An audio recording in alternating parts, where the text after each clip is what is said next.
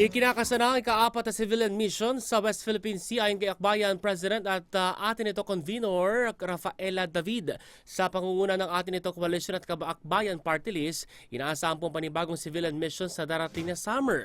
Noong Mayo pa sinagawa ang huling civilian mission na tinawag na A Concert at Sea for Peace and Solidarity, isang protesta sa pamamagitan ng musika na nagbibigay diin sa pagmamayari at karapatan ng Pilipinas sa West Philippine Sea. Nagpahayag naman ng suporta sa Philippine Coast Guard o PCG Commodore J. Tariela at giniit na handang tumulong ang ahensya para sa seguridad ng mga makikilahok dito. Ayon pa po sa opisyal, malaki ang epekto ng pagkilos ng sibilyan at magiging headache pa ito para sa Chinese Communist Party.